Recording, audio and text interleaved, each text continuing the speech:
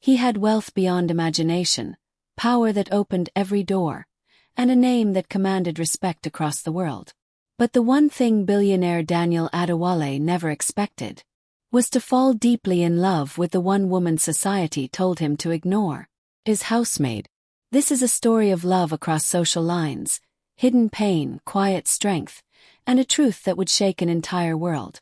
Before we continue, please like this video, subscribe to the channel, and let us know where you're watching from in the comments below. Daniel Adewale was a name that carried weight long before the man himself entered a room. To the public, he was a symbol of success, a black African billionaire who had risen from obscurity to dominance through relentless determination and sharp intelligence. His companies employed thousands. His signature closed deals that reshaped industries. His presence at international business summits drew cameras and admiration. To many, Daniel Adewale represented the ultimate dream, proof that poverty could be defeated and greatness achieved. His mansion, perched on a quiet hill away from the noise of the city, reflected that triumph. Tall gates, manicured lawns, polished marble floors, and walls adorned with priceless art all spoke of wealth earned and status secured. Everything about the house was immaculate, controlled, and carefully designed.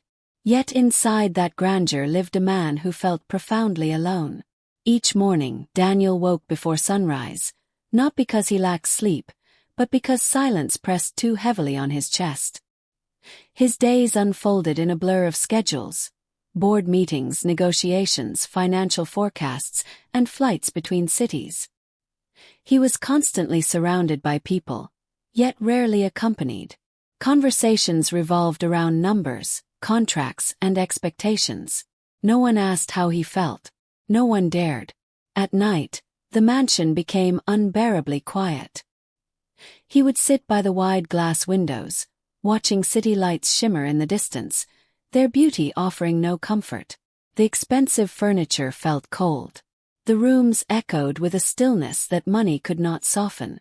Sometimes he poured himself a drink and stared into it, wondering how a life so full could feel so hollow. The truth was simple, though he avoided admitting it. Daniel had sacrificed his heart on the altar of ambition. Years earlier, before the wealth, before the headlines, before the fortress he built around himself, he had loved deeply. That love had ended painfully, through betrayal, misunderstanding, and wounds that cut too close to heal quickly. In the aftermath, Daniel made a vow to himself. Never again would he allow anyone access to his vulnerability. He replaced affection with achievement, trust with control, connection with caution. Over time, those choices shaped him into the man the world admired, but also into someone he barely recognized when alone. Relationships became transactions. Emotions felt like liabilities. Even kindness, when shown to him, raised suspicion. He learned to smile publicly and retreat privately, carrying unresolved grief behind a composed face.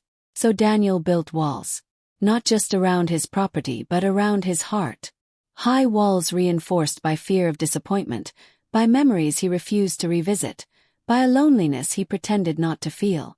It was during this long season of emotional isolation that Aisha Bello entered his life, quietly, without announcement, without intention. She arrived one ordinary morning as part of the household staff, her footsteps soft, her presence almost unnoticeable. She did not demand attention. She did not try to impress. She simply worked. Aisha was different from the others in subtle but unmistakable ways.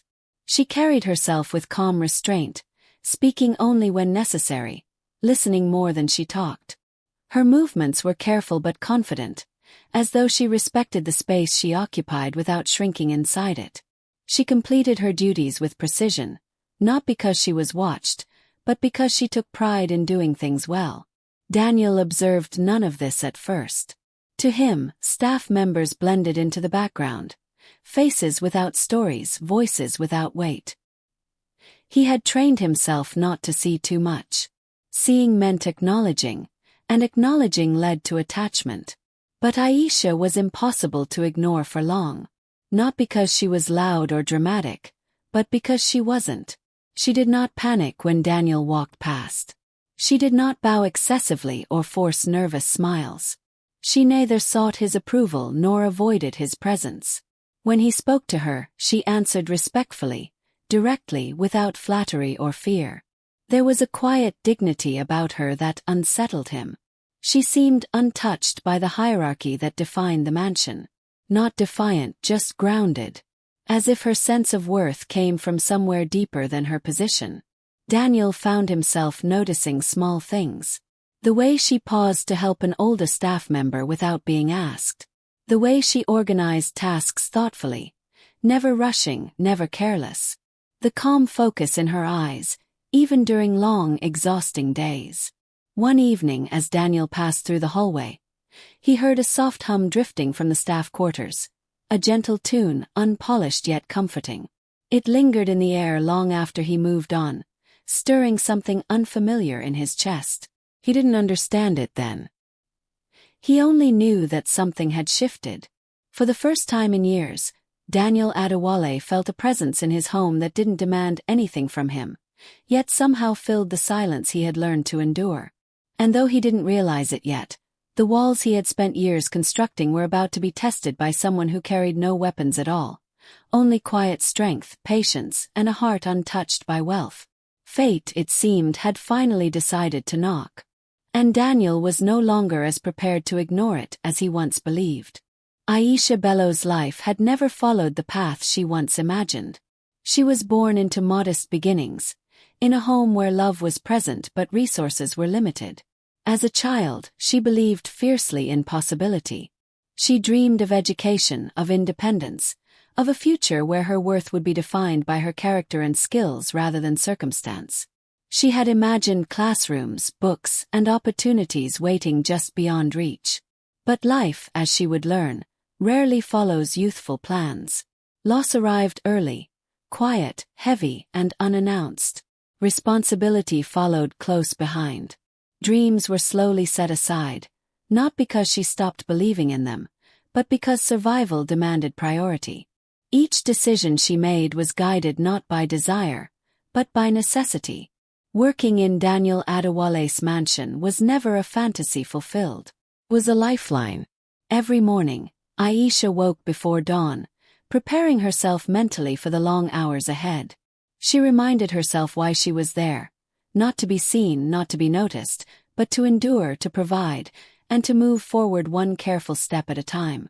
She carried herself with discipline, refusing to let hardship shape her into bitterness. Despite the weight she carried, Aisha never allowed her spirit to bend. She respected the household, followed instructions, and worked diligently, but she did not shrink beneath wealth. She did not let luxury intimidate her or poverty define her. There was a quiet strength in her posture, an inner balance that came from self-respect rather than circumstance. And it was that quiet strength that slowly caught Daniel's attention. At first, he noticed her only in fragments. The gentle way she addressed the gardeners, thanking them as though they were equals rather than staff. The patience she showed when tasks piled up, never rushing, never complaining. The calm rhythm of her movements, as if she had learned to make peace with uncertainty. Unlike others, Aisha did not compete for recognition. She did not linger where she wasn't needed or speak unnecessarily. Her presence was steady, almost grounding, and Daniel found himself observing her without intending to. Sometimes as he passed through the halls late in the evening, he heard her humming softly while cleaning, a low, soothing sound that carried no performance, no audience. It reminded him of something he couldn't name, a sense of calm he hadn't felt in years. What truly surprised him came one quiet night. Daniel had stayed up late, working through reports, when he noticed a faint light coming from the staff quarters. Curious, he moved closer and heard the sound of a page turning. Peering discreetly, he saw Aisha sitting alone, reading. Not scrolling through a phone. Not resting in exhaustion. Reading. The book in her hand spoke of self-growth, faith, and inner resilience. Her expression was focused, thoughtful, as if she were searching for something deeper than comfort, something lasting. Daniel paused, unexpectedly struck. He had surrounded himself with educated professionals, advisors, and executives, yet few of them sought growth beyond profit and power. And here was a woman society had placed at the bottom of the ladder, quietly feeding her mind and spirit after a long day of labor. That moment unsettled him. Curiosity replaced indifference. He began to notice her more intentionally, not with entitlement but with interest. He listened to how she spoke, the careful choice of words, the way she reflected before responding. Her intelligence revealed itself gently, without pride. Gradually they began to exchange words. Simple conversations at first. A greeting in the hallway. Polite question about her day. A brief comment about the weather or the house. Nothing inappropriate. Nothing forced. Just two human beings acknowledging each other's presence. Those moments grew longer. They spoke about life in general, about challenges, about endurance, about hope. Daniel shared fragments of his thoughts, never his title. Aisha shared reflections shaped by hardship, never self-pity. There was no pretense between them. Daniel found himself surprised by how easy it felt to talk to her. With Aisha there were no expectations. She didn't admire him for his wealth or fear him for his authority. She listened, truly listened, and responded with sincerity rather than calculation. For the first time in years, Daniel noticed a shift in his routine. He no longer rushed home to retreat into silence. He didn't linger unnecessarily at the office.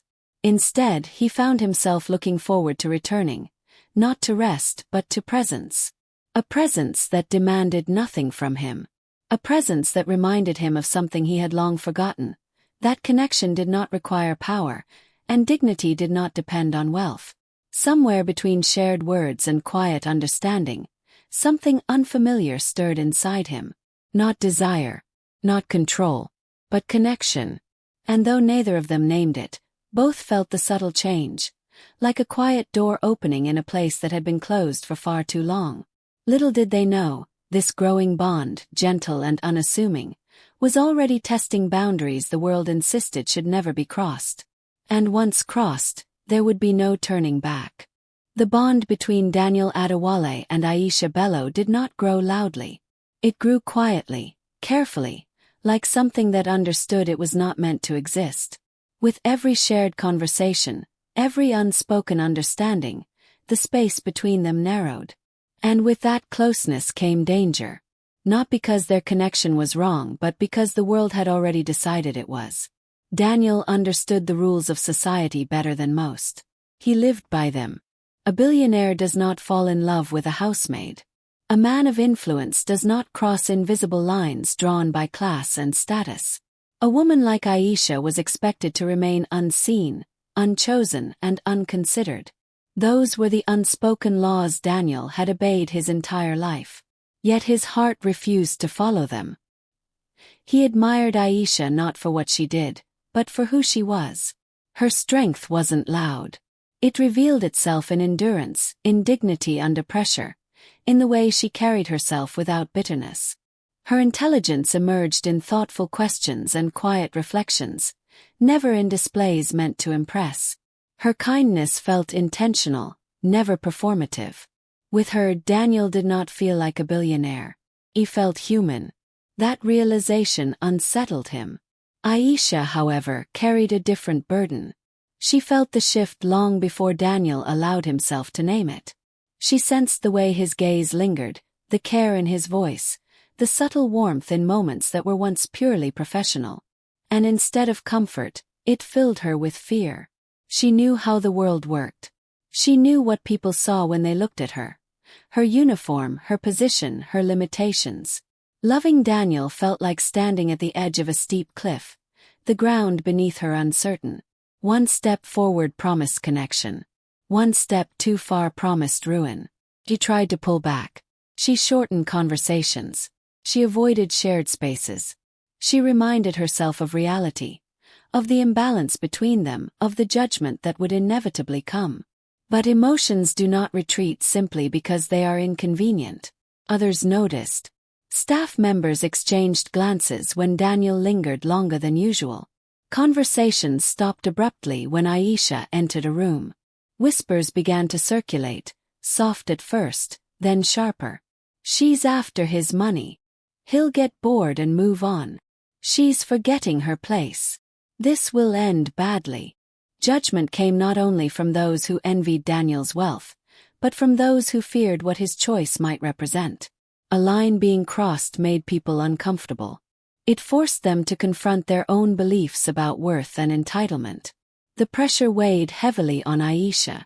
She felt watched, measured, reduced to assumptions she never earned. Every glance felt like accusation. Every silence felt like condemnation. And though Daniel never treated her with anything but respect, she knew the world would not be as kind. At night, she lay awake replaying conversations, questioning intentions, wondering whether hope itself was a mistake. For Daniel, the tension manifested differently. He felt torn between two versions of himself, the man he had built for the world and the man emerging quietly when Aisha was near. He had spent years mastering control, yet this connection defied logic and strategy. It asked him to feel rather than calculate. The realization frightened him. And before either of them could confront what was growing between them, Aisha made a decision that would protect them both, at least in her mind. One evening, after completing her duties with unusual silence, Aisha submitted her resignation. No explanation, no confrontation, no farewell. She packed her belongings quietly and left the mansion before sunrise. When Daniel returned home that night, something felt wrong immediately. The house was too quiet. Her presence, subtle yet grounding, was gone. He called for her without thinking, then stopped, confused by his own reaction. He asked staff members questions he had never asked before. Their answers were brief, uncomfortable. She had left. The emptiness that followed was heavier than anything he had known. That night, Daniel sat alone in the vastness of his home, the walls closing in on him instead of shielding him. For the first time, the silence was unbearable. It pressed against his chest, sharp and undeniable. In her absence, clarity arrived. He wasn't merely fond of her. He wasn't intrigued. He wasn't curious. He was in love. And in realizing it, Daniel understood the cost.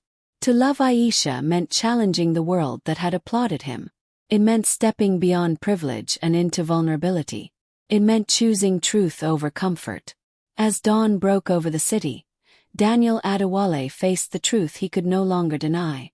Some loves are dangerous not because they are wrong, but because they expose everything false the world has taught us to believe. And for the first time in his life, Daniel was ready to risk everything he had built for something real. Daniel Adewale did not sleep the night Aisha left.